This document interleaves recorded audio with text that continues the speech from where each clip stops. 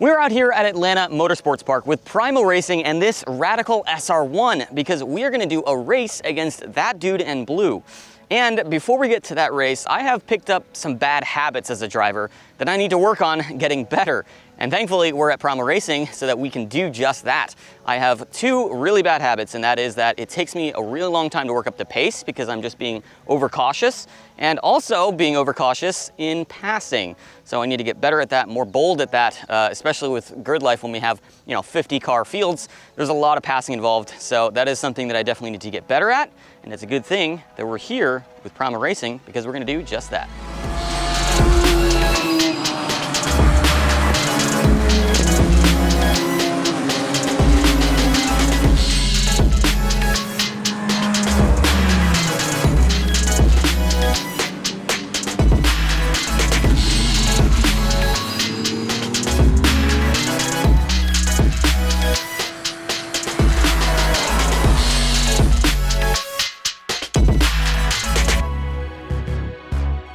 I'm Tyler Edwards, and I have the awesome privilege to manage Primal Racing School. So Primal Racing School is an SCCA accredited racing school. We have a one-day school, which is a great introductory course where you really come in to learn the basics. We also have a three-day racing school, which is really our flagship course. That's for somebody who's seriously wanting to get into racing. They want to learn how to get into wheel-to-wheel, and they want to get a racing license.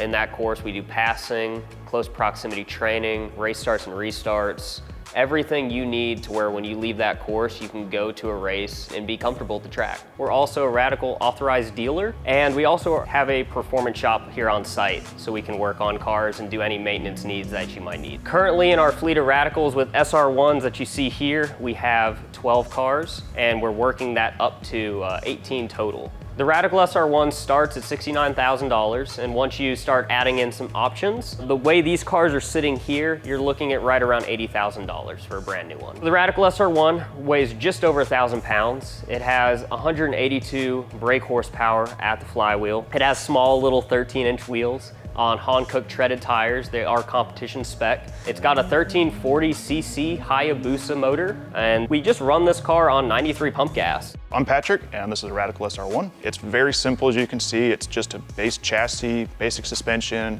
very easy engine to work on. It is a motorcycle engine. The transmission itself, it's the basic transmission that's within the motorcycle engine itself. The only difference from that and the bike is that it has a full paddle shift system. It's an air shifter.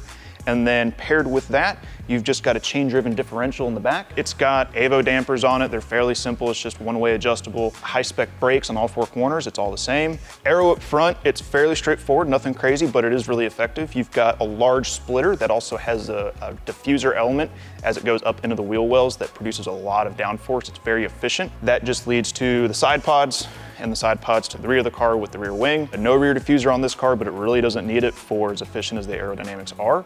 These cars are crazy fast, and we don't have a lot of time to get acclimated to race against David. So let's get in the car and start practicing.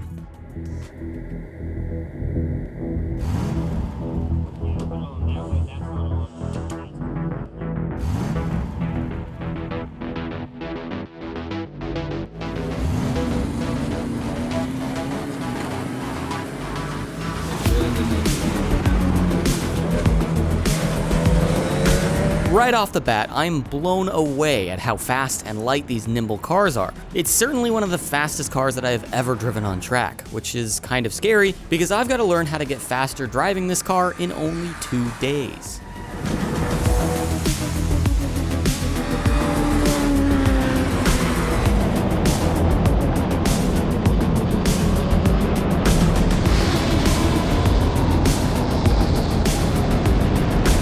After only 5 laps, I had to bring it into the pit because I was exhausted. Okay, you know what? I was not expecting the G-forces like that. I don't quite have the neck for this. Like every time we came into that last corner, I was like, oh no, here we go, hold it, just hold it. No, that carousel will get you. Man. You gotta work it out, man. Yeah, wow. Yeah, that was probably the most shocking thing was like, ah crap, like physically I can't hold it. And then my wrists also from holding the wheel through there started pulling my thumbs out, which I was like getting a little nervous about doing, but it's like I just needed to rest them. And there's not really any like straights to kind of rest. The thing with this track, it's very, very busy. Yeah. You find that out very quickly. Yeah. It's not, you know, Road America where we have long straightaways. So you're constantly keeping your eyes moving. Yeah. And you're constantly working on vision. Yeah. You're always braking, always turning, doing something. There's a Very busy track. couple brake zones too that are like a slight turn, and I'm like, and I don't know if you saw it. I got a little squirrely on one of the brake zones right into turn 1. Okay. I wasn't expecting you to hit the brakes as early, and then I was like, oh crap, and then I was like hitting the clutch pedal and the brake, and then I was like, I'm not sure if I'm really hitting the right pedal. Pedal box is a little tight, so yeah. be careful. Man, I need smaller feet. Well, I can't do much about that, but today the conditions aren't great. It's very hot, it's summertime. The track's very greasy right now, so that's obviously gonna be down on pace. Yeah. But we're running close to 130s. Yeah. Like around that range, we wanna kind of be more in the 20s, and we can get there. Yeah.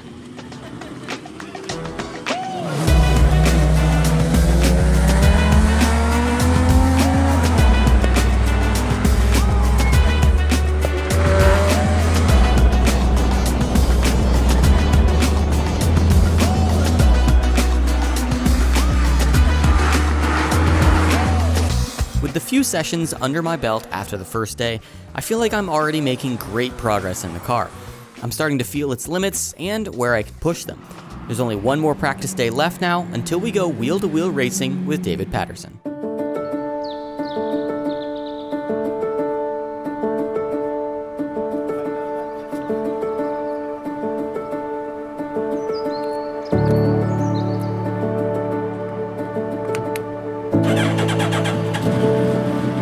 It's day 2, and with only 24 hours left, I've really got to find this extra time if I'm going to keep up with everyone in the race tomorrow.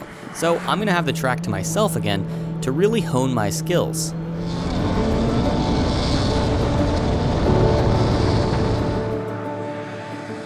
At least, so I thought. Tyler wasn't going to make that easy for me. I needed a push, and if I'm going to get any better at passing and racecraft, I need the challenge. It's time to start practicing proximity and passing.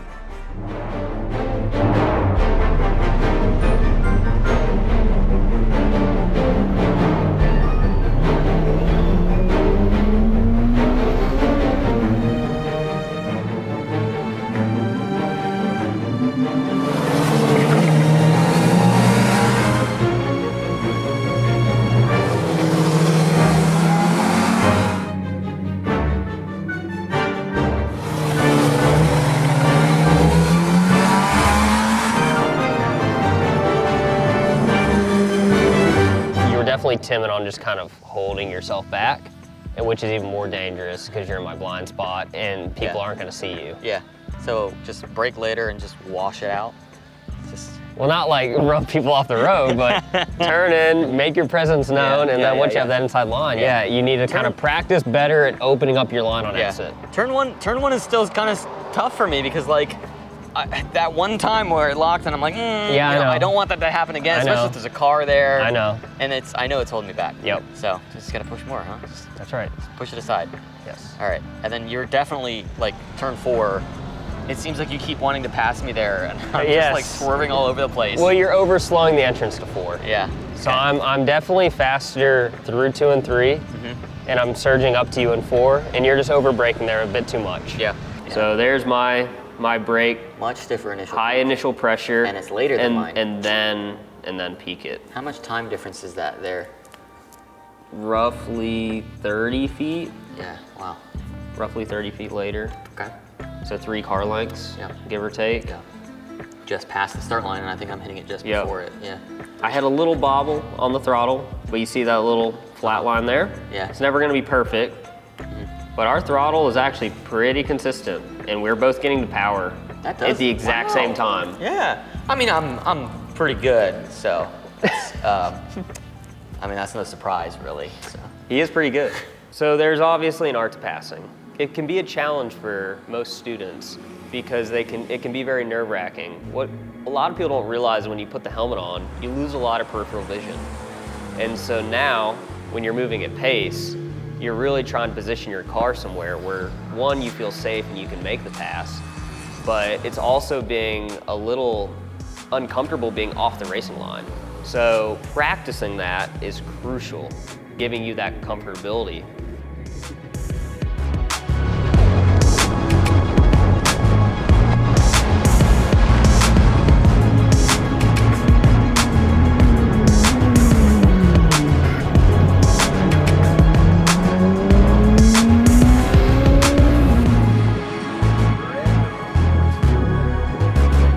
that was the closest proximity that I have ever had before.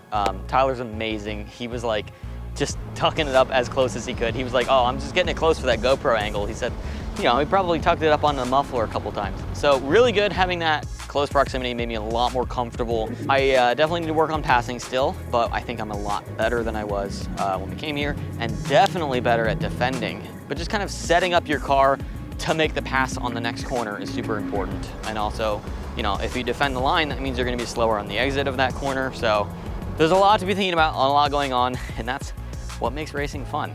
So I am really excited and also pretty nervous to go into this race tomorrow. We'll see what we can do, but I think obviously the goal is, let's see if we can beat David. So I think we got some good practice under our belt today. We'll see what things look like tomorrow.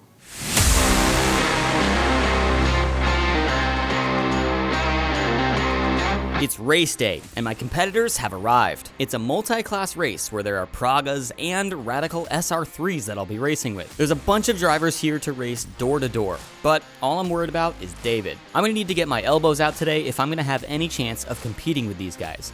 All of these other drivers have more experience in these cars than I do, and some of them have been racing Radicals for years. My name's David Patterson, also known as ThatDudeInBlue, and we're at Atlanta Motorsports Park. When it comes to track driving, I don't have any wheel-to-wheel experience, but I do have typical track days where it's point bys and things of that nature, but this will be my first ever wheel-to-wheel race, especially in a downforce car. After driving something like a Radical, it's nearly impossible to go back to a normal street car because it's just so much fun to drive. I would say my strengths in racing is definitely qualifying, practice, and just getting my confidence up and going faster and faster and faster. And so I would say just learning from my mistakes and then just applying it the next lap has worked out for me. When it comes to weaknesses today, it's gonna be passing, 100% in defending, because the Radical, as amazing as it is, you sit very low to the ground and you're wearing a Hans device to keep yourself safe, which is a given, but then you have to turn your head to see where your opponent is. So I think getting used to being in close proximity for me is gonna be my biggest issues today. My only track experience with Ben is at Sonoma Raceway. He was in a Civic Type R, which is front wheel drive. So he had the advantage of the drivetrain, he had the advantage of the track just being more comfortable on that track and understanding front wheel drive push. But then I was like, you know what, maybe if we get on my home turf, it'll be a little different. It's one shot qualifying for the race. Grid order is set by the lap time that you put down in a single session. There are 16 drivers here this weekend, and 8 of them are in my class. So this is where my training needs to come in. This is what I've been here for to get better at. I'm gonna need these skills for my GLTC competition, so it's time to put these new skills to work and see where I land.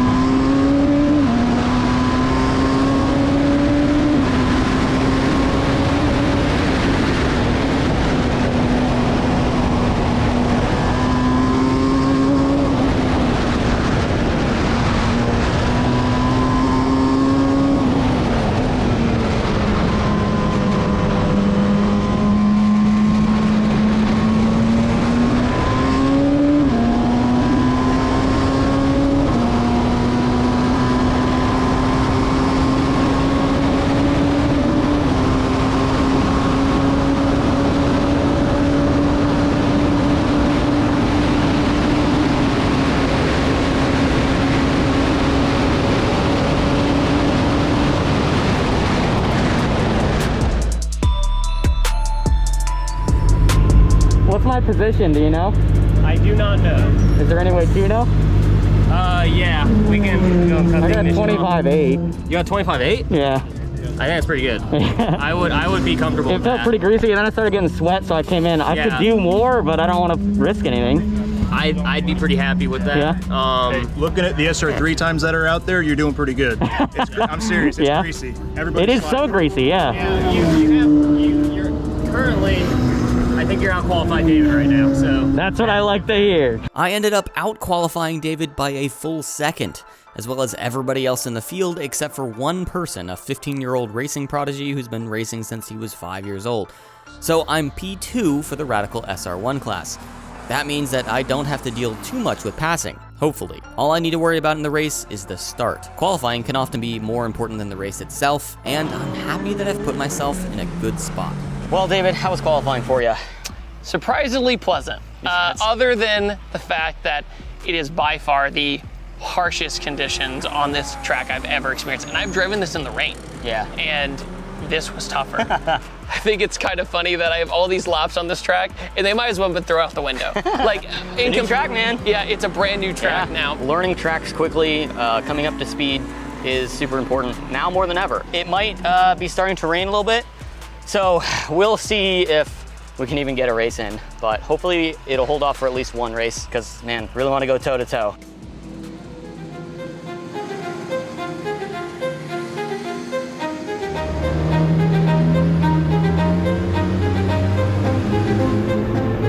Race 1 started off on the wrong foot before the flag even turned green. One of the Pragas in the higher class must have had a mechanical issue and had to be towed off the track. So we had multiple outlaps before the flag turned green. The clouds were starting to look dark and I was worried about rain. But that ended up just being a distraction, because the green flag dropped and I didn't get a good start, which left the door open for David, who was right beside me on the inside line going into turn 1.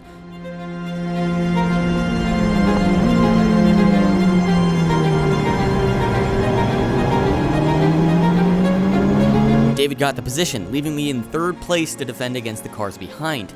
This race was only 20 minutes long, which means I didn't have much time to fight back. I put my head down, and once I was sure that I was safe from the cars passing me from behind, it was time to focus on what's ahead of me and catch David.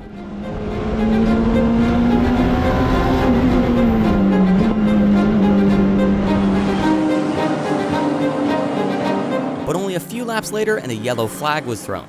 This gives me the opportunity to get David back on the restart. I needed to pay attention and be ready for when that green flag drops. There's only a few laps left in the race now, so this restart is where it's all gonna count.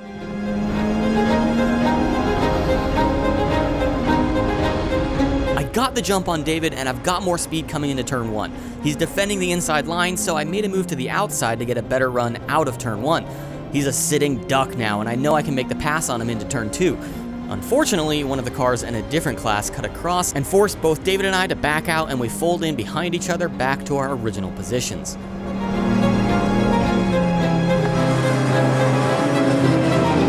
Before the race was over, the driver who was in P1 had a mechanical issue, but another driver managed to sneak past me, which left me in third place for the race, with David sitting at the top position in first place. But there's 2 races left, so I've got one more chance to beat David. All right, well, I've got one more chance to get him. Either way, it's been an amazing day. Like, even if you beat me, I should have been like, that was amazing. This was great, yeah. This is amazing. Yeah. Recommend this to anyone who's into racing, period. Yeah, Period. great battle. I am stoked even though you got me. A lot of the guys around me were not making safe moves, so Yeah. I just had to be like super defensive just to block. Yeah, after that restart, I knew the race was over for me. Sure. Like, nah. Yeah, but the thing is instead of having this crazy ego, right, you're like, let me just focus on me and not worry about everything else going on and Yeah. be safe about it. You have another battle. Right. So you might as well do that. Yeah, we got one more shot, so. Let's do it. All right, dude. Let's go for it. Let's go.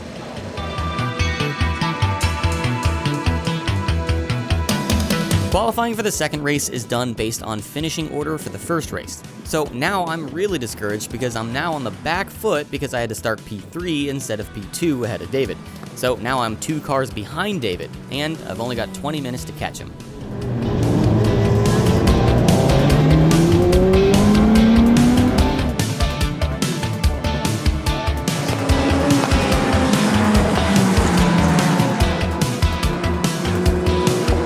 Because this is a multi-class race, that means I'm also on the track with some Pragas.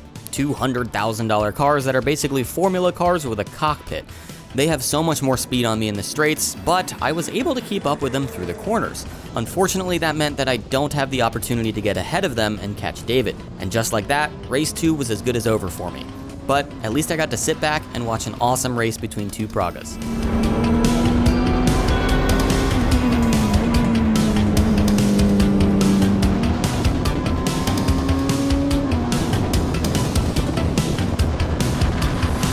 Or so I thought, because moments later, David made a mistake, locking up the tires into turn 1 and going off track. This meant that I beat David by default, but the race wasn't over yet and we had another restart coming. Unfortunately, my left mirror had come loose and I had no visibility down the left side of the car, which means I wouldn't be able to defend the inside line going into turn 1 on the restart. I'm in P2, and the difference between me and another podium is just 1 lap. But with no visibility on my left side, I have to play it safe.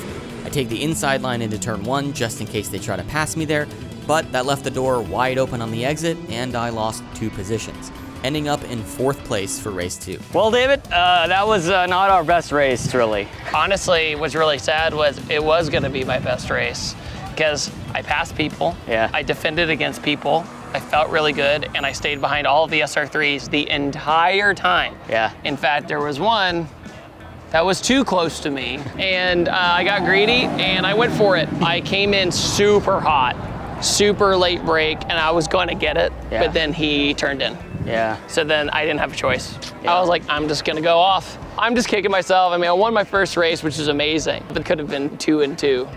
How'd you feel about your second race? Second race was a lot more greasy and I had a lot less confidence. I decided, because my left mirror was like this, I was just looking at myself, so I That's couldn't see the tough. left side. So I decided, okay, for the start, let's just take the inside. And I did all the way to the left so nobody can be there, so I don't have to Sure, worry about it. sure. And like, I don't know how many wide we went, but that was fun.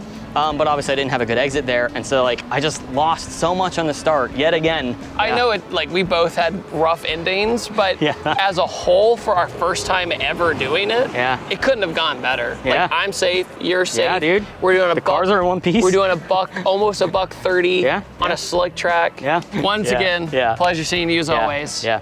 Sick. Subscribe. What he said.